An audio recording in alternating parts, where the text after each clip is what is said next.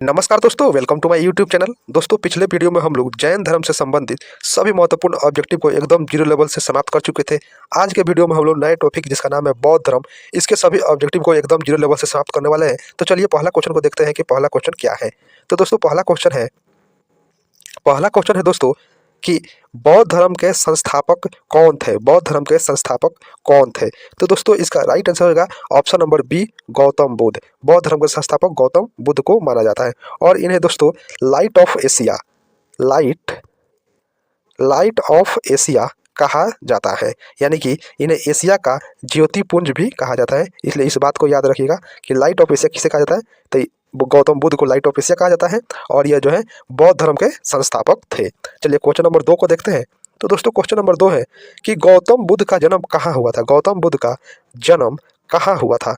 तो दोस्तों इसका राइट आंसर होगा option number A, Lumbini. Gautam Buddha का जन्म जो है लुम्बिनी में हुआ था और दोस्तों लगभग आज से 563 ईसा पूर्व 563 ईसा पूर्व में इनका जन्म जो है कपिल वस्तु राज्य के लुम्बिनी नामक स्थान पर हुआ था और अभी जो है वर्तमान में दोस्तों ये लुम्बिनी नामक स्थान जो है नेपाल देश में पड़ता है, इसलिए इसको याद रखिएगा। तो दोस्तों इनका जन्म जो है 563 ईसा पूर्व में हुआ था लुम्बिनी में। चलिए क्वेश्चन नंबर 3 को देखते हैं। क्वेश्चन नंबर 3 है दोस्तों कि बुद्ध के पिता का नाम क्या था।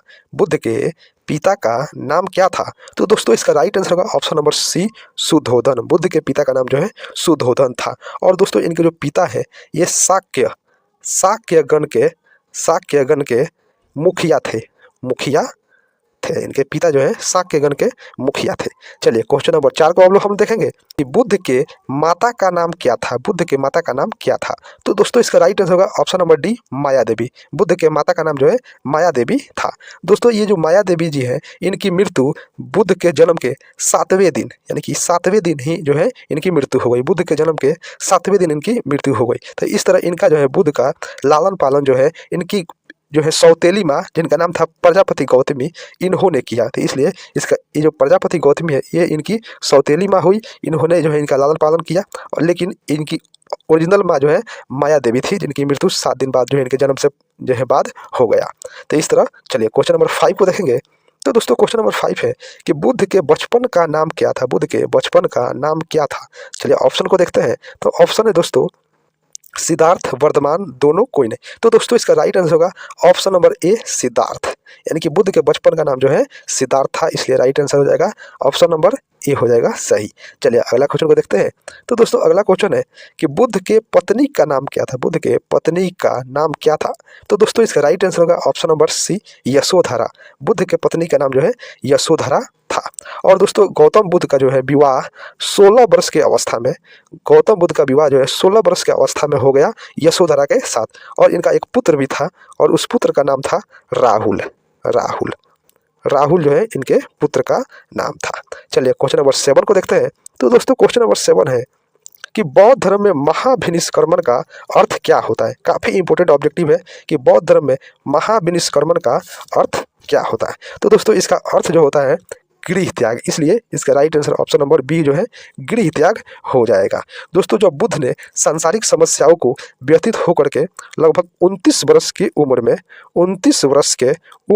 गृह को त्याग दिए, तो इसी समय को जो है महाविनिष्क्रमण कहा जाता है। तो बुद्ध ने उसी को बौद्ध धर्म में जो है महाविनिष्क्रमण कहा जाता है। चलिए क्वेश्चन नंबर 8 को देखेंगे। तो दोस्तों क्वेश्चन नंबर 8 है कि गृह त्याग के बाद बुद्ध ने सबसे पहले किनसे दर्शन का ज्ञान प्राप्त किए। जब इन्होंने गृह त्याग दिया तो ज्ञान की जरूरी पड़ा, तो इन्होंने किनसे जो है दर्शन का ज्ञान प्राप्त किए। तो दोस्तों इसका राइट आंसर होगा ऑप्शन नंबर डी, अलार कलाम से इन्होंने जो है सांख्य दर्शन, किस दर्शन का? तो सांख्य दर्शन का जो है इन्होंने ज्ञान की प्राप्ति किया अलार कलाम से। और अलार कलाम ये जो है दोस्तों वैशाली, यानी कि वर्तमान में हाजीपुर के रहने वाले थे। और दोस्तों जैसे ही इन्होंने अलार कलाम से सांख्य दर्शन का जो है ज्ञान की प्राप्ति कर लिया, तो फिर और ज़्यादा ज्ञान की प्राप्ति के लिए इन्होंने ये जो रुद्रक रामपूत है इनके पास गए और फिर रुद्रक रामपूत से भी इन्होंने ज्ञान की प्राप्ति किया। और रुद्रक रामपूत जो है दोस्तों राजगीर के रहने वाले थे। चले दोस्तों क्वेश्चन नंबर 9 को देखते हैं। तो दोस्तों क्वेश्चन नंबर 9 है कि बुद्ध को किस नदी के तट पर ज्ञान की प्राप्ति हुआ। बुद्ध के किस नदी के तट पर ज्ञान की प्राप्ति हुआ? तो दोस्तों इसका राइट आंसर होगा option number A, Niranjana. Buddha को जो है निरंजना नदी के तट पर ज्ञान की प्राप्ति हुआ। और यह निरंजना नदी को जो है दोस्तों फल्गु नदी जो है कहा जाता है, अभी वर्तमान में फल्गु नदी कहा जाता है। दोस्तों जब इन्होंने गृह त्यागा तो उस समय इनकी उम्र 29 वर्ष था, और जब इन्होंने यहाँ पर तपस्या शुरू किया ज्ञान की प्राप्ति के लिए तो उनका उम्र जो है 35 वर्ष हो गया था। 35 वर्ष जो है बुद्ध का उम्र हो गया था। और ऐसा माना जाता है दोस्तों कि लगभग 6 वर्ष तक बिना अन्न जल ग्रहण किए उन्होंने लगातार कठिन तपस्या किया, तब जाके उनको पीपल वृक्ष के नीचे पीपल वृक्ष के नीचे जो है ज्ञान की प्राप्ति हुआ। और दोस्तों जैसे ही उनको ज्ञान की प्राप्ति हो गया तो उनका बचपन का नाम तो सिद्धार्थ था, और जैसे ही उनको ज्ञान की प्राप्ति हो गया तो उनका जो है उनको बुद्ध कहा जाने लगा, इसलिए उनको जो है उनका बुद्ध नाम पड़ गया। और दोस्तों इस पीपल वृक्ष के नीचे उनको ज्ञान की प्राप्ति हुआ तो इस पीपल वृक्ष को जो है महाबोधि वृक्ष कहा गया, महाबोधि वृक्ष। और दोस्तों जिस जगह पर इनको ज्ञान की प्राप्ति हुआ उस जगह को कहा गया बोध गया, बोध गया कहा गया। चलिए अब क्वेश्चन नंबर 10 को देखेंगे।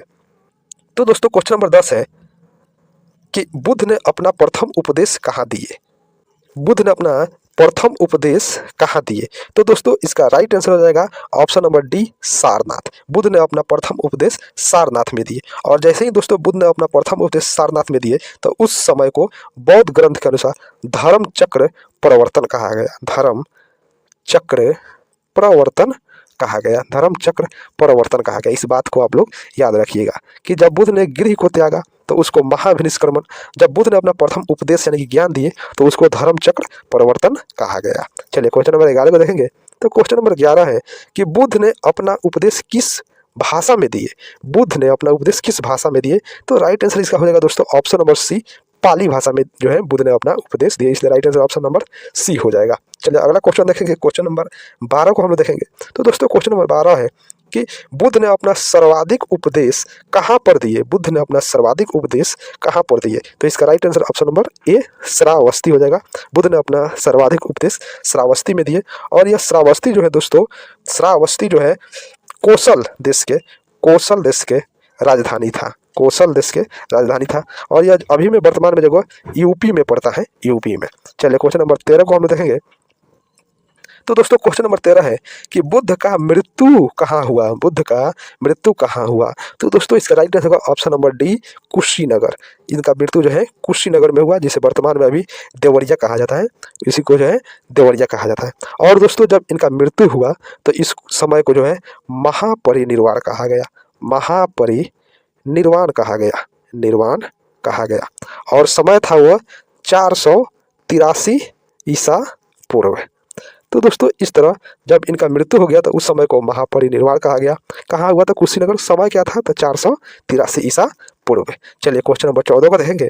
तो दोस्तों क्वेश्चन नंबर 14 है कि बुद्ध के जन्म एवं मृत्यु की तिथि को किस अभिलेख के आधार पर निश्चित किया गया है? बुद्ध के जन्म और मृत्यु की तिथि को किस अभिलेख के आधार पर निश्चित किया गया? तो इसका राइट आंसर होगा दोस्तों ऑप्शन नंबर ए, कैंटोन अभिलेख, कैंटोन अभिलेख। दोस्तों ये जो कैंटोन अभिलेख है एक चीनी अभिलेख है, चीनी साहित्य का जो है अभिलेख है, याद रखिएगा। चलिए क्वेश्चन नंबर 15 को हम लोग देखेंगे। तो दोस्तों क्वेश्चन नंबर 15 है कि बौद्ध धर्म के बारे में हमें विशेष जानकारी कहाँ से मिलता है? बौद्ध धर्म के बारे में जानकारी हमें विशेष जानकारी कहाँ से मिलता है? तो दोस्तों इसका राइट आंसर होगा ऑप्शन नंबर डी, सभी। यानी कि बौद्ध धर्म की जानकारी हमें सूत पिटक, विनय पिटक और अभिधम पिटक, इन तीनों जो है बौद्ध ग्रंथ किताब है, इन तीनों से हमें मिलता है जो है बौद्ध धर्म के बारे में विशेष जानकारी। और दोस्तों इन तीनों किताब को बौद्ध धर्म में कहा जाता है त्रिपिटक। इसको बात को याद रखिए, काफ़ी महत्वपूर्ण है कि त्रिपिटक क्या है। तो कहिएगा कि बौद्ध धर्म में 3 किताब है, पुस्तक है, सूत पिटक, विनय पिटक, अभिधम पिटक। उन तीनों किताब को कहा जाता है त्रिपिटक। तो इन जो है 3 किताबों से जो है बौद्ध धर्म के बारे में जानकारी हमें मिलती है। तो चलिए दोस्तों आज के लिए इतना ही, फिर कल मिलेंगे और फिर इसी टॉपिक पर कल जो है महत्वपूर्ण ऑब्जेक्टिव को लेकर आएंगे। तब तक के लिए थैंक यू। और हाँ, अगर आपको वीडियो अच्छा लगा हो तो चैनल को सब्सक्राइब, वीडियो को लाइक, शेयर, कमेंट जरूर कीजिएगा। Thank you.